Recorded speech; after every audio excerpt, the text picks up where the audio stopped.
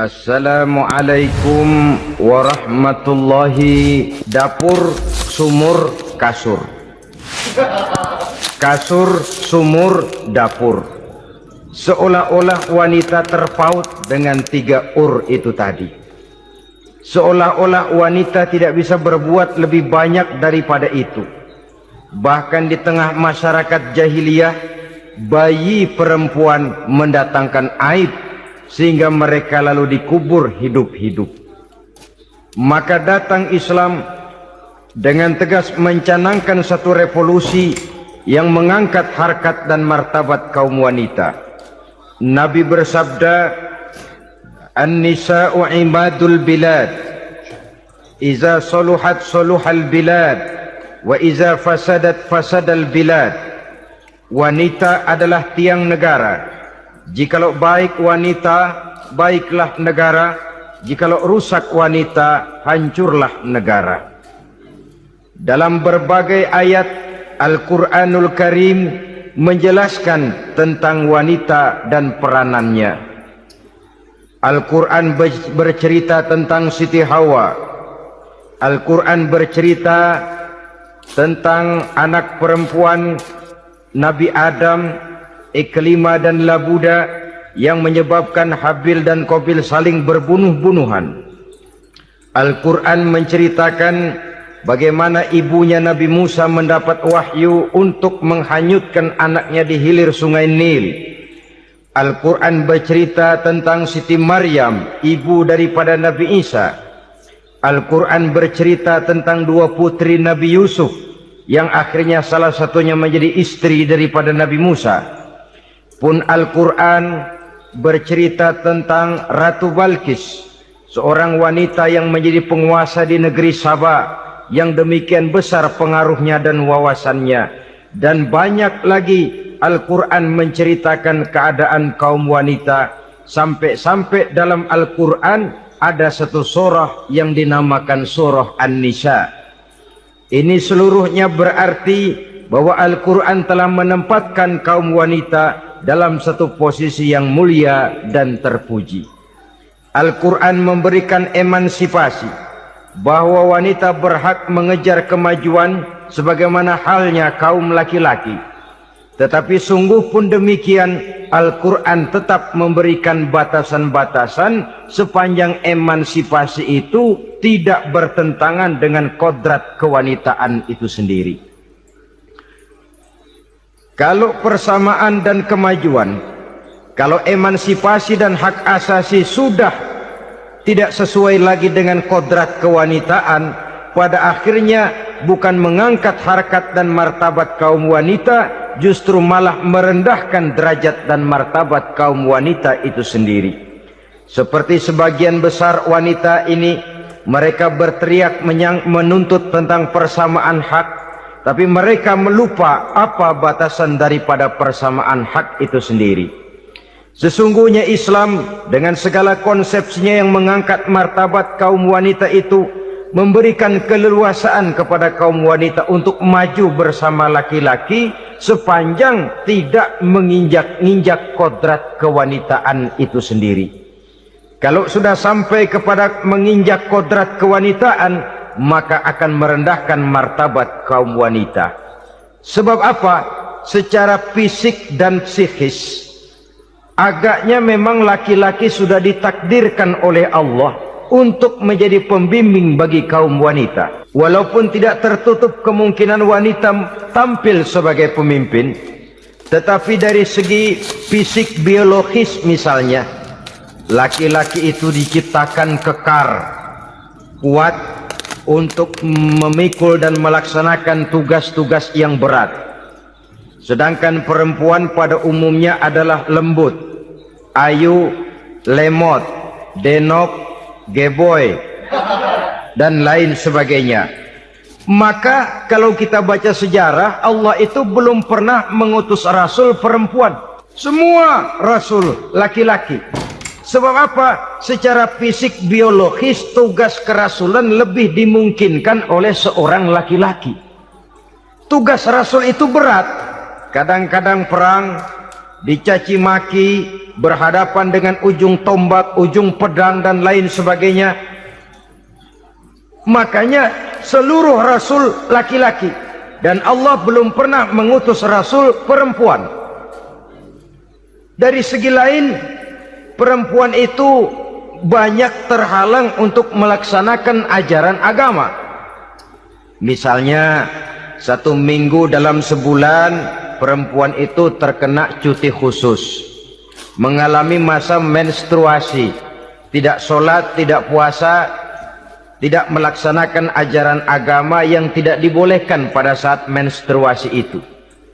Kalau ada rasul perempuan, lalu saat malaikat akan menyampaikan wahyu, kebetulan rasulnya sedang wah, itu bisa balik lagi malaikat Jibril ke langit itu.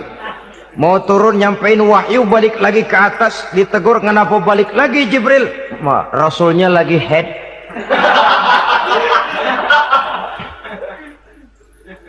Atau pada saat agama dalam bahaya, agama dalam hinaan, agama dalam ancaman, rasulnya perempuan kebetulan sedang hamil besar.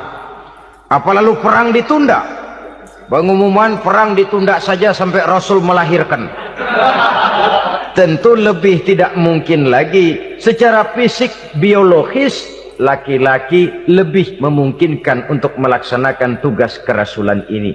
Maka seluruh rasul yang diutus Allah adalah laki-laki. Saudara hadirin yang saya muliakan, sungguh pun demikian, Islam itu mengangkat martabat wanita sedemikian tinggi sebagai tiang negara yang menentukan jatuh dan bangunnya negara, yang ikut mewarnai bahkan menjadi warnanya suatu negara. Walaupun peranannya memang tidak begitu kelihatan, tapi sesungguhnya amat sangat menentukan. Oleh karenanya, secara umum, emansipasi yang digariskan oleh Islam, emansipasi yang tidak bertentangan dengan kodrat kewanitaan di berbagai aspek kehidupan. Kalau sekarang emansipasi ini kelihatannya sudah salah pasang, salah kaprah. Bahkan belum lama kita menyaksikan bagaimana ada binaragawati. Di zaman sekarang perempuan sudah mulai angkat besi. Saya mulai mikir, kalau perempuan sudah pada angkat besi, ini sudah tanda suaminya udah dekat dibanting-bantingin ini. Tahun-tahun mendatang mungkin akan menyusul perempuan mulai narik becak.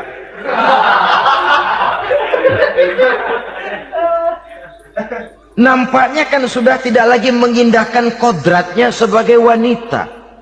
Ada olahraga yang hanya pantas dikerjakan oleh laki-laki. Oleh karena itu pada kesempatan ini kita akan mencoba melihat peranan wanita dari berbagai dimensinya. Yang pertama, peranan wanita sebagai istri. Adalah Rasul memilih istri pertamanya Sayyidatuna Khadijah radhiyallahu anha. Kalau pilihan utama beliau pertama kali nikah dengan Siti Khadijah, jelas itu pilihannya bukan karena kecantikan. Kenapa? Beliau nikahi Siti Khadijah dalam usia 40 tahun Khadijah dan 25 tahun Rasul. Statusnya janda pula. Kalau beliau seorang pemburu kembang, pemburu bunga, kenapa mesti nikah dengan janda berumur 40 tahun? Sedangkan beliau waktu itu masih berumur 25 tahun. Apa sasaran utamanya? Bisa kita lihat nanti. Setelah beliau diangkat menjadi Rasul, ternyata Khadijah lebih daripada seorang istri, beliau masuk ke dalam staf Nabi. Orang lain beliau belum beriman, beliau malah beriman lebih dahulu sebagai perempuan pertama yang masuk Islam. Orang lain memusuhi Nabi, beliau malah mengorbankan hartanya untuk membantu perjuangan Nabi. Istri setia semacam ini dengan peranannya sebagai istri yang sedemikian rupa memberikan andil yang sangat besar bagi kesuksesan dan keberhasilan seorang suami. Sebaliknya, seorang istri bisa mempengaruhi suaminya. Seorang suami yang jujur, polos, lugu, sederhana, bisa jadi koruptor ulung kalau didorong-dorong oleh istrinya. Seorang istri Pak Lurah memang tidak ikut mengatur kelurahan, tapi dia bisa mewarnai suaminya. Seorang istri gubernur memang tidak ikut mengatur provinsi, tapi dia bisa mewarnai suaminya. Sepanjang warnanya positif, tentu sangat baik dan sangat diharapkan. Tetapi kalau warnanya negatif, kiamatlah akibatnya umat ini. Oleh sebab itu, peran pertama dari kaum wanita sesungguhnya adalah sebagai istri yang mendampingi suami untuk mengolah dan melaksanakan tugas-tugas besar. Dari seorang yang paling kecil sampai kepada seorang yang punya jabatan paling tinggi sekalipun, pengaruh dan peranan istri memang sangat menentukan. Saudara hadirin kaum muslimin rahimakumullah, itulah sebabnya Nabi menikah dengan Siti Khadijah. Dan lebih dari itu, sebelum menikah dengan Nabi, Siti Khadijah itu sudah terkenal sebagai pengusaha wanita, business girl kalau bahasa sekarang ini. Bahkan jaringan-jaringan bisnisnya tidak hanya Mekah saja, tidak hanya antar kota, bukan, bahkan sudah antar negara, dari Mekah ke Syam, dari Mekah ke Madinah dan lain sebagainya, yang bahkan kita tahu Rasul pada mulanya pun ikut membantu perdagangannya Siti Khadijah radhiyallahu anha ini. Jadi kalau bercermin dari karier Siti Khadijah, boleh saja wanita bergerak di bidang bisnis, asal memang profesi, bukan karena dengan senjata dan modal kecantikan lalu membujuk dan meraih orang sampai telap sehingga bisnisnya berjalan lancar dengan jalan menjual kecantikannya. Tidak. Bergerak di bidang bisnis yang memang profesinya di situ. Tidak ada salahnya. Bisa saja perempuan menjadi bisnis girl seperti yang dicontohkan oleh Siti Khadijah radhiyallahu anha ini. Sebab itu, kontes-kontesan yang hanya bertitik kepada rupa yang ayu saja, rupa yang cantik saja, sesungguhnya bukan hanya tidak bermanfaat, tapi saya pikir juga sangat tidak mendidik. Yang mengajar anak-anak remaja putri kita untuk berlomba-lomba hidup dalam kepalsuan. Alis mata palsu, hidung pesek dimancungin, palsu, operasi plastik. Alis matanya dikerik, bikin yang palsu. Tai lalat lagi bikin yang palsu. Gincu bibir dimerahin, palsu. Seluruhnya hidup dalam kepalsuan. Akan lebih baik kalau kita ini misalnya mengadakan kontes yang menitik beratkan kepada ketinggian IQ, kecerdasan, kemampuan, skill, keahlian dan kemampuan. Tidak hanya dititik beratkan kepada rupa yang ayu dan cantik semata-mata. Sebab di samping manfaatnya diragukan, juga sangat tidak mendidik buat generasi yang akan datang. Terutama ibu-ibu, peran utama wanita sesungguhnya adalah sebagai istri mendampingi suami dalam melaksanakan tugas-tugas besar. Satu hari, serombongan ibu-ibu pernah datang menghadap Rasul mengajukan satu resolusi, protes kalau bahasa kita sekarang. Ya Rasul, ada apa bu? Kalau laki-laki sih enak. Enak bagaimana? Iya, kalau orang laki-laki sholat, perempuan sholat. Laki-laki puasa, perempuan puasa. Laki-laki pergi haji, perempuan pergi haji. Laki-laki menuntut ilmu, perempuan bisa menuntut ilmu. Tapi kalau laki-laki pergi jihad, perang membela agama, kami perempuan tidak bisa ikut jihad perang di medan pertempuran. Padahal pahala jihad sangat besar dan kami ingin mendapat pahala jihad. Tidak adil kalau begini ya Rasul, izinkan kami pergi jihad. Ini perempuan di zaman Rasul, kalau ada kebaikan tidak bisa ikut, rasanya rugi bukan main, lalu protes. Apa jawab Rasul? Beliau senyum. Ibu-ibu jangan khawatir, walaupun ibu-ibu tidak maju ke medan perang, ada ibadah yang pahalanya sama dengan pahala jihad itu. Apa ya Rasul? Beliau menjawab, jihadukunna fi baitikunna Jihadnya ibu-ibu, jihadnya kaum wanita adalah di rumah tangganya sebagai istri. Memasak makanan suaminya, mencuci pakaian istrinya, mengasuh, merawat dan membesarkan anak-anaknya, itu seluruhnya bagian daripada ibadah yang pahalanya tidak kurang dengan pahala jihad. Kenapa? Al-Quran itu memberikan sesuatu sesuai dengan kedudukannya. Kalau perempuan pergi perang jihad membela agama, musuhnya laki semua, kayak apa perangnya? Itu musuhnya bisa nggak mau pakai pedang, perangnya udah gulat aja udah. Sehingga Rasul lalu memberikan satu jalan keluar yang membuat wanita-wanita itu lega. Jihadukunna fi baitikunna. Ibu-ibu sih tidak usah khawatir, jihad ibu adalah di rumah tangga ibu-ibu semua. Sejak bangun tidur sampai tidur kembali, nyaris kaum ibu itu 24 jam pekerjaannya. Sebagai istri, dia melaksanakan jihad di rumah tangganya. Peranan wanita yang pertama adalah sebagai istri yang walaupun tidak kelihatan dan menonjol seperti halnya laki-laki, tapi sangat mewarnai, bahkan menjadi warna dari tugas apapun yang dihadapi oleh suaminya. Dulu ada seorang orator, kalau pidato hebat bukan main. Kalau dia bernada gembira, semua orang senyum. Kalau dia bercerita tentang sesuatu yang sedih, satu masjid orang nangis. Orang tanya kepadanya, "Pak, bisa pidato begitu hebat, siapa yang bikin?" "Ya saya sendiri." Istrinya dari belakang bilang, "Tidak, yang bikin pidatonya hebat saya." Kata suaminya, "Mana bisa, saya."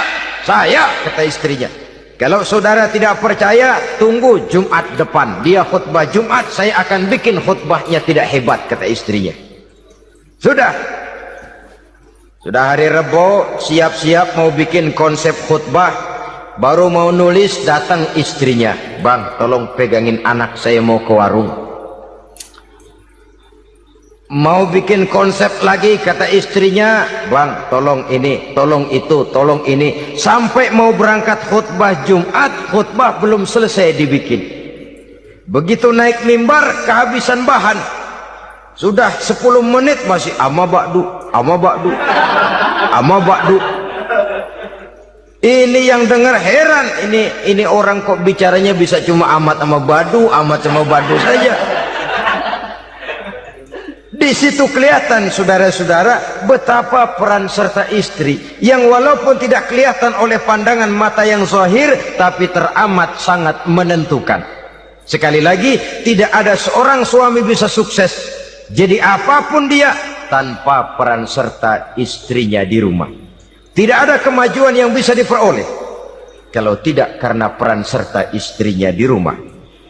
Tidak ada kesuksesan yang bisa diraih tanpa keikutsertaan daripada istrinya di rumah. Walaupun suaminya yang dikenal orang, suaminya yang dipuji orang, suaminya yang disanjung orang, bagian besar tetaplah saham dan andil daripada istrinya yang di rumah itu. Ini makna an-nisa imadul bilad. Wanita adalah tiang negara. Jikalau baik wanita, baik negara. Jikalau rusak wanita, hancur negara. Karena wanita, negeri Sabah menjadi terkenal tentram, aman, wawasan politiknya luas. Seorang semacam Cleopatra bisa menaklukkan Julius Caesar. Dan begitu selanjutnya. Banyak cerita-cerita betapa wanita yang berperan di belakang layar ini bahkan bisa menggoyangkan negara. Bahkan yang paling dekat saja contoh dengan kita, Senator Gary Hart. Saudara masih dengar tentu itu.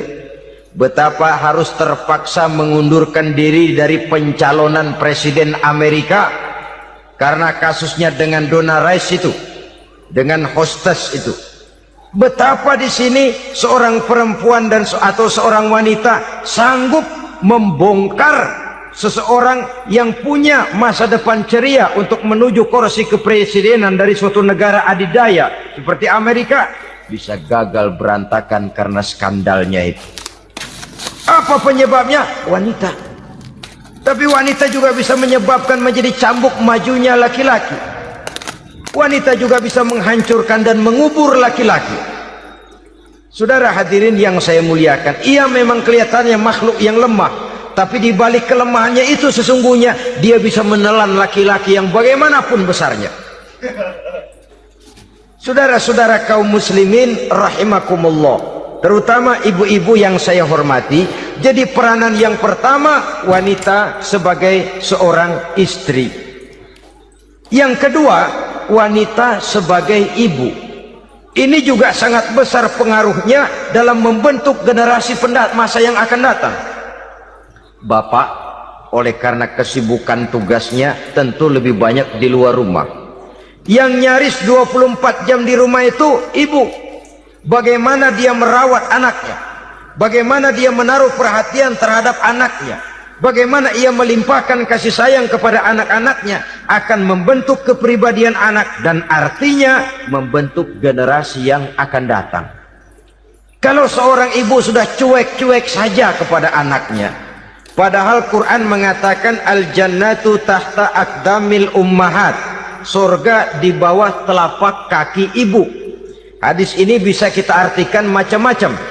Pertama, anak tidak akan mendapat kebahagiaan tanpa ridho daripada ibunya. Kedua, ibu adalah wanita agung yang harus ditaati. Ketiga, neraka atau surga anak bergantung kepada ibu, bagaimana dia mewarnai anak.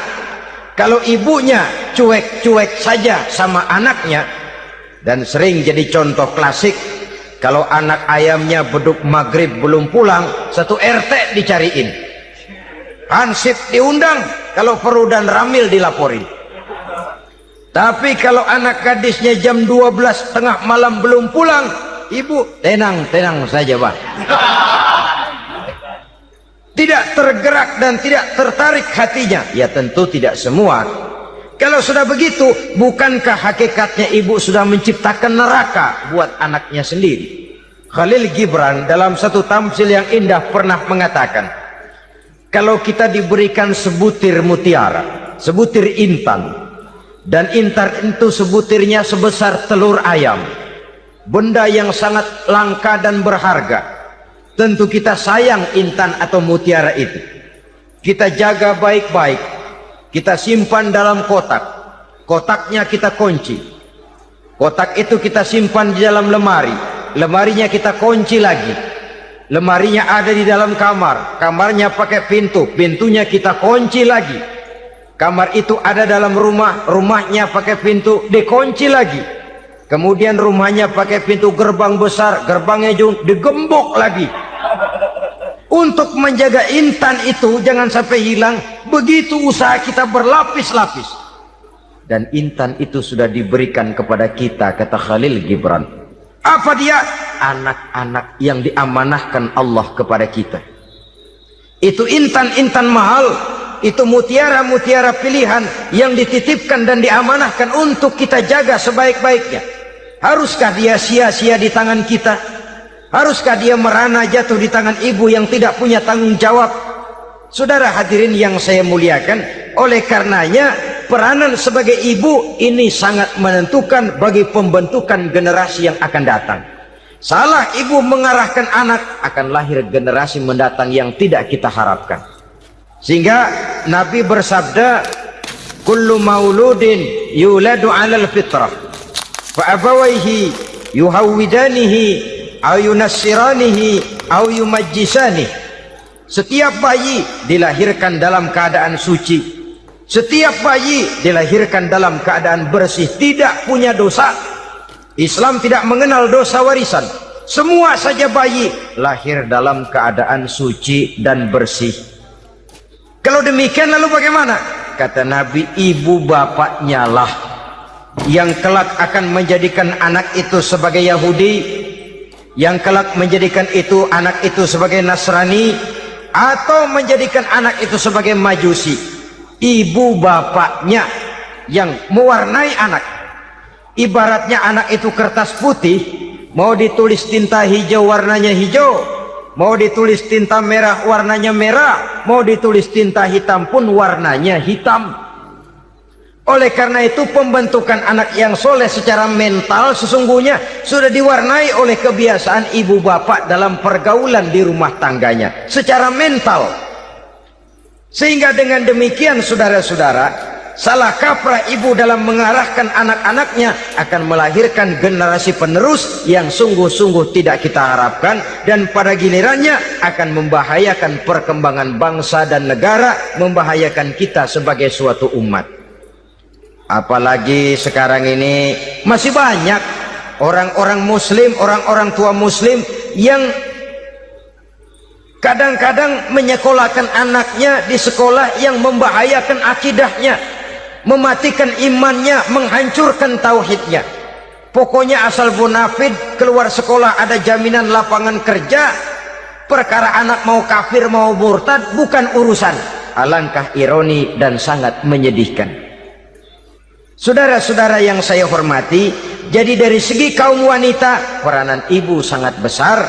Dari segi anak, ketaatan kepada ibu, doa restu ibu akan membawa kepada kebahagiaan hidup.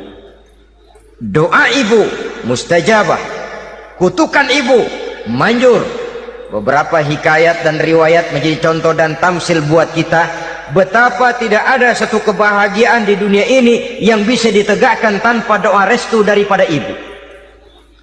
Pantas kalau dalam Al-Quran ada ummul kitab, ibunya atau induknya kitab.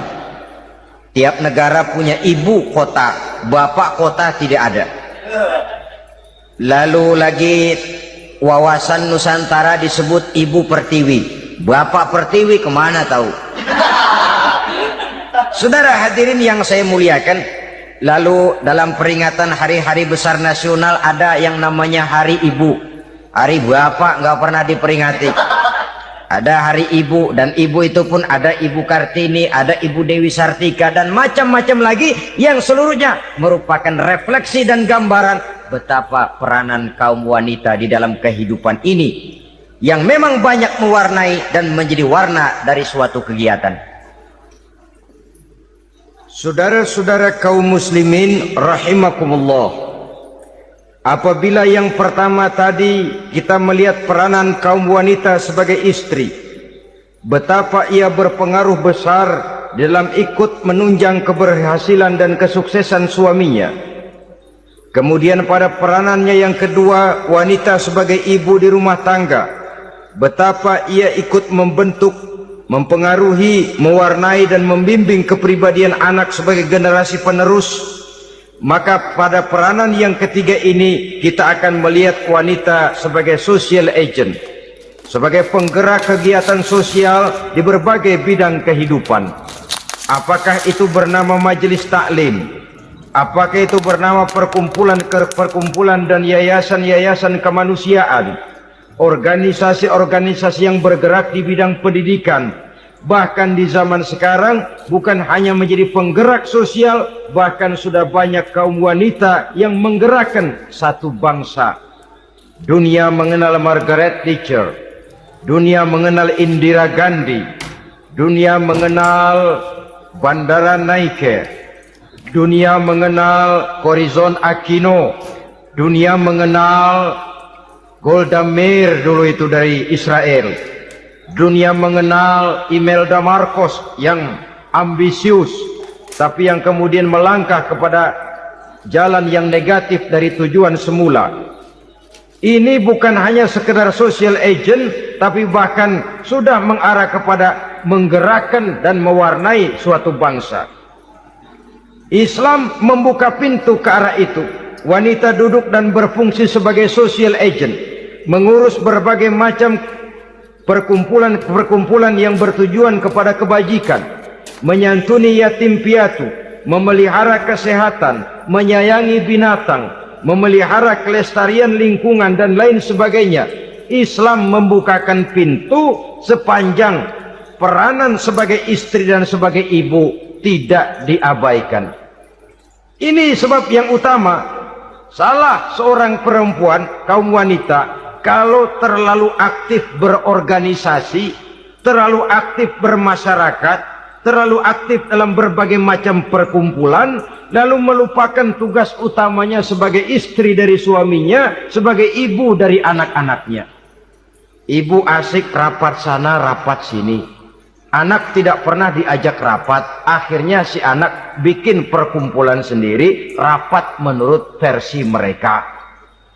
Sehingga akibatnya yang timbul anak merasa kurang diperhatikan oleh ibunya. Ngaji bagus, tapi kalau sepanjang hari ngaji saja, suami pulang mau makan tidak ada makanan, mau berganti pakaian belum lagi diteriska pakaiannya, tentu ini melupakan fungsi yang utama.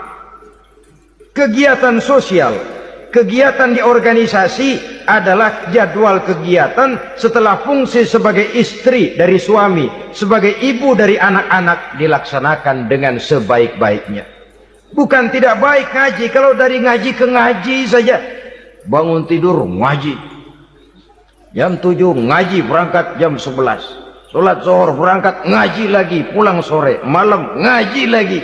Suami tidak terurus, anak-anak pun terbengkalai, rusaklah rumah tangga. Dan bukankah satu bangsa terdiri dari satu tatanan masyarakat, dan tatanan masyarakat yang paling kecil bernama keluarga. Keluarga merupakan unit dari masyarakat, unit yang terkecil, dan keluarga terdiri dari pribadi-pribadi yang merupakan bapak, ibu, dan anak-anak. Sehingga masyarakat bangsa yang baik terdiri dari masyarakat yang baik. Masyarakat yang baik tersusun dari keluarga-keluarga yang baik, dan keluarga yang baik akan muncul dari pribadi dan individu yang baik. Pribadi dan individu yang baik yang sadar mana kewajiban yang primer, mana kewajiban yang sekunder. Sebagai social agent, dia lalu mawas diri dengan tetap mempertimbangkan kodrat kewanitaannya itu tadi. Saya ikut prihatin kalau ada perempuan main sepak bola. Dan saya yakin betul kalau perempuan main sepak bola, yang nonton pasti bukan nonton bola. Ya mungkin bola juga, tapi bola yang mana? Itu wallahu alam. Boy, ya dicari olahraga yang sesuai dengan kodrat kewanitaan begitu. Dicarilah olahraga yang sesuai dengan kodrat kewanitaan. Sepak bola sudah maju, ya belakangan saya katakan tadi muncul lagi wanita angkat besi. Belakangan bisa kita bayangkan wanita main tinju. Babak belur sudah kalau sudah begitu. Kemajuan dengan melupakan kodrat kewanitaan akan menyengsarakan kaum wanita itu sendiri. Silahkan maju menjadi social agent, menjadi penggerak di masyarakat. Para istri Rasul bisa kita jadikan satu figur. Siti Khadijah, figur sebagai istri pendamping yang setia. Dikala suaminya bingung, ia tampil memberikan pandangan. Dikala suaminya bingung, ia memberikan tanggapan. Dikala suaminya dimusuhi orang, ia menampakkan kesetiaannya. Kau tidak sendiri bang, aku di sisimu. Dikala jiwanya gelisah ketika pertama kali menerima wahyu berhadapan dengan malaikat Jibril, Khadijah yang menghibur. Kalla ma yukhzikallahu abada. Tidak apa-apa bang, Allah tidak akan menyusahkan kau untuk selamanya. Tenang sajalah, tenang. Abang orang baik-baik, Allah tidak akan menyengsarakan abang. Peran sebagai istri. Dan Rasul mantap. Sehingga bertahun setelah Khadijah wafat, selalu terkenang dan dikenang oleh Rasul. Pernah satu saat beliau itu seperti orang melamun. Aisyah tanya, kok seperti ngelamun bang? Iya, kata Rasul, saya seperti mendengar suara terompahnya Khadijah di surga. Padahal Khadijah sudah lama wafat. Aisyah mendengar itu rada sedikit manyun. Kata Aisyah, bang, cukup sekali ini saja, jangan sebut-sebut lagi nama itu ya. Cemburu rupanya. Ya soal cemburu sih nggak bini Nabi, nggak bini kita, namanya cemburu. Perempuan mesti ada. Apa jawab Rasul? Ya Humairah, Aisyah, Haruskah saya melupakan seseorang yang dikala orang lain memusuhi saya, dia mati-matian membela saya? Dikala orang lain mau membunuh saya, dikorbankan hartanya untuk membantu perjuangan saya. Mestikah saya melupakan orang yang begitu baik? Tidak, Aisyah. Sepanjang nafas masih ada, sepanjang itu saya tidak akan bisa melupakan Khadijah sayang. Peran sebagai istri Khadijah ini, peran sebagai istri. Suaminya bingung, istrinya memberikan hiburan. Kadang kan tidak, suami bingung, istri bingungan lagi. Ya sudah, mari ramai-ramai kita bingung sudah.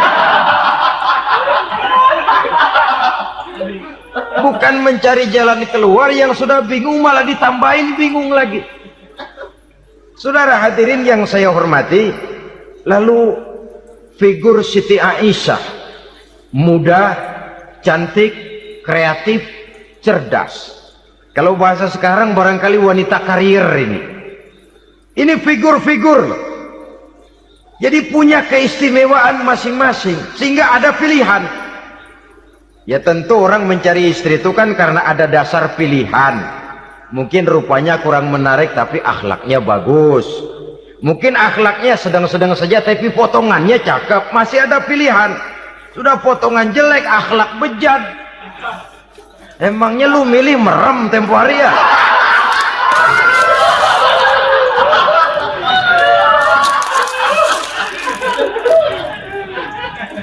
Sudah nggak ada pilihan apa-apa. Lalu ada istri yang punya keistimewaan karena sifatnya yang sabar. Ada yang wataknya itu pemurah. Ada yang sifatnya itu belas kasih. Pendeknya, dari istri-istri Rasul kita bisa menemukan figur-figur wanita teladan. Sehingga keliru kalau kaum orientalis barat mengatakan Rasulullah itu katanya sesungguhnya adalah seorang seks maniak, istrinya banyak. Oh, ini memang bajingan ini orientalis ini. Kalau Rasulullah itu seorang seks maniak, tentu yang dinikahinya itu pertama jelas gadis semua, yang kedua tentu cantik-cantik semua. Dari istri-istri beliau yang dikawininya dalam keadaan gadis cuma Siti Aisyah. Selebihnya janda. Apa pertimbangannya? Menyantuni yatim-yatimnya, mengayomi janda-janda yang ditinggal suaminya gugur di medan perang, untuk memperkuat keimanannya.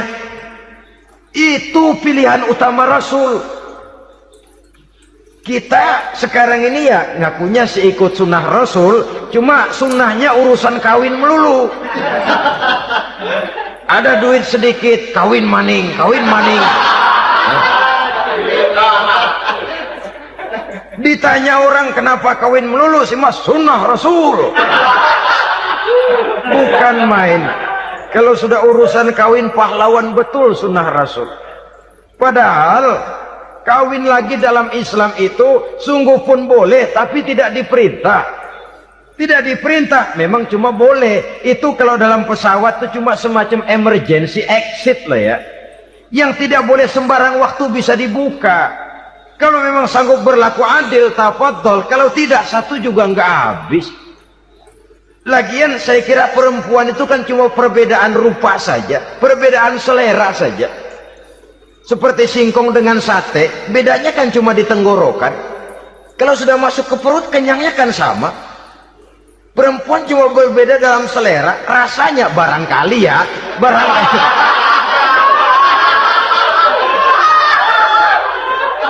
Barangkali tidak jauh beda.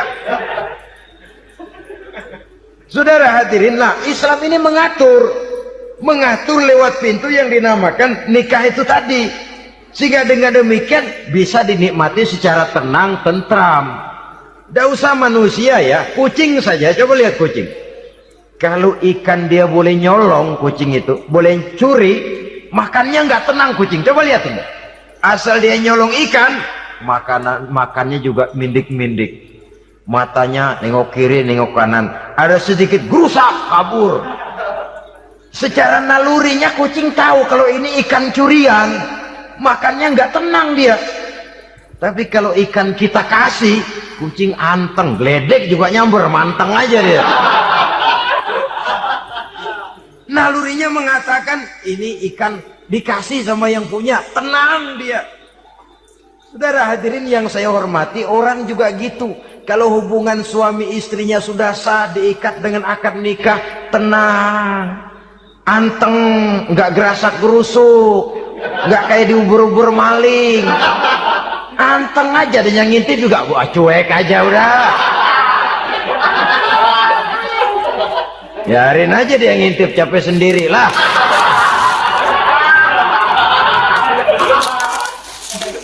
Tapi kalau nyuri-nyuri, coba lihat dah. Mana di kebun banyak nyamuk, Ansip mukul tiang listrik, dia yang bingung. Islam ini sesungguhnya memudahkan jalan, saudara-saudara. Jadi sebagai social agent, wanita bisa melakukan, bisa berperan untuk itu. Apalagi untuk hal-hal yang menyangkut wawasan kemanusiaan, di mana kaum wanita karena emosinya lebih tinggi daripada kaum wanita laki-laki, dia sangat peka terhadap masalah-masalah yang menyangkut kemanusiaan. Hatinya mudah tergugah, perasaannya cepat terenyuh. Dengan penderitaan dia cepat tergugah. Dia bisa menjadi social agent tanpa harus melupakan fungsi utama sebagai istri dan sebagai ibu dari anak-anaknya, sebagai istri dari suaminya.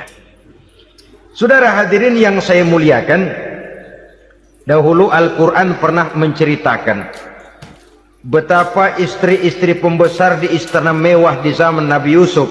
Kalau istilah sekarang nyonya-nyonya jet set, nyonya-nyonya VIP, betapa mereka mau memporak-porandakan keimanan seorang pemuda seperti halnya Nabi Yusuf alaihi salam. Dan Nabi Yusuf kemudian ternyata tidak mau jadi gigolo yang kerjanya hanya menyenangkan wanita-wanita jet set kelas VIP ini tadi. Sesungguhnya ini cuma satu simbol yang kejadiannya bisa saja terjadi pada zaman modern dalam versi dan kondisi yang berbeda. Namun bagaimanapun juga wanita dengan peranannya sebagai social agent, sebagai penggerak masyarakat, sangat besar pengaruhnya dalam ikut mewarnai perkembangan suatu negara. Seorang suami perlu memberikan dorongan kalau istrinya aktif di bidang sosial, asal dengan catatan saja, fungsi sebagai istri, fungsi sebagai ibu jangan sampai terlantar karenanya. Bahkan saya katakan tadi, di zaman sekarang wanita tidak lagi hanya berfungsi sebagai social agent, bahkan sebagai national agent, penggerak dari satu bangsa. Muncul wanita-wanita yang jadi menteri, yang jadi anggota DPR, bahkan yang jadi kepala desa dan lain sebagainya. Secara umum memang ar-rijal qawwamuna 'alan nisa. Laki-laki adalah pembimbing bagi kaum wanita karena kelebihan fisik biologis, kelebihan kemampuan intelektual dan lain sebagainya. Namun wanita pun boleh saja menjadi social agent sepanjang catatan yang saya sampaikan tadi. Jangan sampai melupakan kodrat kewanitaan, jangan sampai mengalahkan fungsi sebagai istri dari suaminya, sebagai ibu daripada anak-anaknya. Nah, kemudian fungsi yang keempat di bidang ilmu pengetahuan. Islam memberikan kesempatan yang sama kepada kaum wanita. Thalabul ilmi faridatun ala kulli muslimin wa muslimatin. Menuntut ilmu itu wajib hukumnya bagi orang Islam, baik laki-laki maupun perempuan. Sampai dibentuk kalimat pengecua khusus ini, muslimin wa muslimati, bagi muslim laki-laki, bagi muslim perempuan. Dan alhamdulillah, kalau dulu di zaman Raden Ajeng Kartini, nasib perempuan berada di balik pintu yang digembok rapat-rapat, siklusnya berputar cuma sumur, dapur, kasur, kasur, sumur, dapur, dapur, sumur, kasur. Melingkar di situ satu saja peranan kaum wanita. Memberontak jiwa Raden Ajeng Kartini, menuntut persamaan bahwa wanita berhak maju sama dengan laki-laki, entah Islam sejak 14 abad yang lalu sudah mencanangkan ini, menuntut ilmu wajib bagi laki-laki dan perempuan beragama Islam. Orang Islam baik dia laki-laki, baik dia perempuan, wajib menuntut ilmu. Ilmu dalam artian umum, tidak hanya sekedar fikih tauhidnya, ya di bidang kedokteran, di bidang teknik, di bidang hukum dan lain sebagainya. Ini yang perlu dibanggakan. Kalau perlu, ini yang perlu diadakan kontes. Kontes IQ. Wanita yang paling berprestasi di bidang ilmiah, wanita yang punya prestasi di bidang menjaga kelestarian lingkungan hidup, wanita yang punya prestasi menggerakkan sosial, menyantuni yatim piatu, memelihara kesehatan. Adakan kontes macam itu untuk mendorong. Ini enggak, kalau kontes yang diukur betis, bibir, pinggul, payudara, lubang hidung, ukur sekalian kita. Apa manfaatnya dan apa unsur pendidikan yang ada di dalamnya?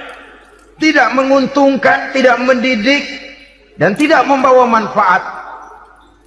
Kecuali lalu yang timbul pola hidup konsumen, pola hidup konsumer, pola hidup yang material, pola hidup yang wah, pola hidup yang gemerlapan. Ya, kalau oleh anak-anak muda yang terjangkau, kalau tidak, dia hanyut ditelan mimpinya. Dia ingin bergaya hidup jet set, sementara dia dihadapkan oleh kenyataan bahwa dia tinggal di kampung, ibu bapaknya orang kampung, dan lain sebagainya. Jiwanya berontak, terjadilah kegalauan, terjadilah kerancuan, terjadilah komplikasi, perang di batin antara keinginannya dengan lingkungan nyata yang dihadapinya.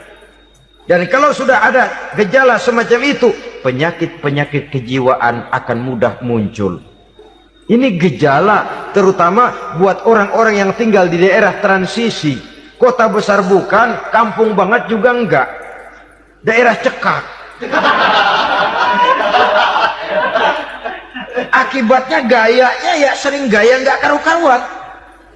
Gaya kepalang tanggung jadinya. Saudara hadirin yang saya muliakan, akhirnya apa? Santri tapi lagunya kayak koboi. Koboi tapi sesungguhnya santri. Saudara hadirin yang saya hormati, maka di bidang ilmu pengetahuan wanita mempunyai peranan yang sangat besar. Dia bisa tampil dengan karya-karya ilmiahnya yang membawa manfaat bagi perkembangan agama, bangsa dan negaranya. Majulah kaum wanita dengan ilmu pengetahuan, tuntutlah ilmu seluas-luasnya. Kita hidup di satu negara yang merdeka, kita beragama yang memberikan satu keyakinan bahwa menuntut ilmu merupakan kewajiban, bahwa peranan wanita tidak hanya di belakang dapur, lain sebagainya, yang seluruhnya terpantul dari dinamika kehidupan kaum wanita.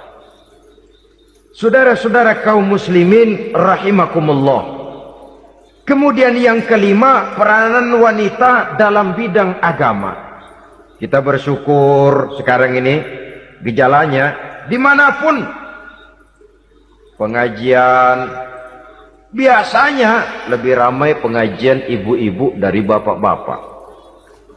Peringatan hari-hari besar keagamaan, biasanya lebih ramai ibu-ibu daripada bapak-bapak. Pengajian ibu lebih ramai. Padahal kalau bicara sibuk, lebih sibuk ibu daripada bapak misalnya. Kalau sudah pengajian bapak-bapak, biasanya pengajiannya ramai cuma 3 giliran itu. Pembukaan, maulid, penutupan. Kalau sudah yang rutin pengajian tiap minggu, 3 pojok yang ngaji. Yang atu nguap, yang atu pules, yang atu ngiler. Saudara hadirin yang saya muliakan, ada badan kontak majelis taklim yang merupakan wadah daripada kegiatan ibu-ibu. Ada Ittihadul Muballighat, Persatuan Muballighat, ada Persatuan Para Asatizah, dan macam-macam lagi peranan ibu-ibu di dalam kehidupan beragama. Tapi sesungguhnya Harus dimulai dari bagaimana si ibu mewariskan jiwa agama kepada anak-anaknya di rumah tangganya. Kalau itu gagal, dia mau melangkah ke masyarakat, dia sudah gagal sejak awal sesungguhnya. Keberhasilannya dia menata masyarakat akan mengakibatkan dia nanti bernasib seperti Nabi Nuh. Berhasil mengajak beberapa orang kafir mengikuti ajarannya, tapi gagal mengislamkan putranya sendiri Kan'an. Bukan tidak berusaha, tapi memang Allah sudah menghendakinya sedemikian untuk menjadi contoh buat kita semua. Yang penting orang tua berusaha dan berikhtiar. Kalau sudah berusaha dan berikhtiar, anak ternyata memang sulit diurus, barangkali memang fotokopinya Kan'an tuh anak. Ya orang tua kalau sudah berusaha, ya tawakallah. Jangan belum berusaha lalu berkata, jangan anak kita, anak Nabi aja ada yang bengal. Ngajar tidak mau, mengajar anak tidak mau, mendidik anak tidak mau, lalu mencontoh Nabi, salah kaprah namanya. Kaum wanita bisa berperan di dalam agama. Ketika Rasul hijrah, itu kan beliau tidak langsung ke Madinah. Dari Mekah itu beliau mengambil jalan arah ke kiri menuju Gua Sur. Ini dalam strategi militer punya makna sendiri. Jenderal yang ulung, ahli strategi militer ini. Di Gua Sur sana beliau tinggal 2 hari 3 malam. Siapa yang membawa makanan ke Gua Sur? Siapa yang menjadi kurir untuk mengintai kegiatan-kegiatan Quraisy setelah Nabi berangkat hijrah? Asma, putri Abu Bakar Siddiq radhiyallahu anhu. Jadi kurir, jadi spion, membawa makanan untuk Rasul dan ayahnya di Gua Sur. Ini peranan wanita. Di tengah bahaya, di tengah keadaan posisi terjepit, Rasul di dalam gua, diamatinya keadaan Quraisy, dilaporkannya kepada Rasul. Jasa seorang wanita bernama Asma, putri dari Abu Bakar Siddiq radhiyallahu anhu. Rabi'atul Adawiyah, seorang sayyidah sufiyah, ahli tasawuf yang terkenal dengan ajaran cintanya kepada Tuhan. Dia bisa menjadi tokoh wanita dalam gerakan sufi oleh karena kegiatannya di bidang agama, dalam arti mujahadahnya kepada Allah Subhanahu wa ta'ala. Dia korbankan bagian besar daripada hidupnya untuk mengabdi kepada Allah. Setelah suaminya meninggal, seumur hidup dia tidak pernah nikah lagi. Bukan tidak cantik, cantik. Bukan tidak ada yang mau, banyak yang meminang. Bahkan diantaranya termasuk Sufyan Tsauri, seorang tokoh juga, pernah mencoba meminang beliau. Kata Sufyan, Rabi'ah, bagaimana? Kamu kan janda? Iya. Lalu, saya kan duda. Jadi bagaimana? Daripada kita masing-masing sendiri-sendiri kan lebih baik kita join.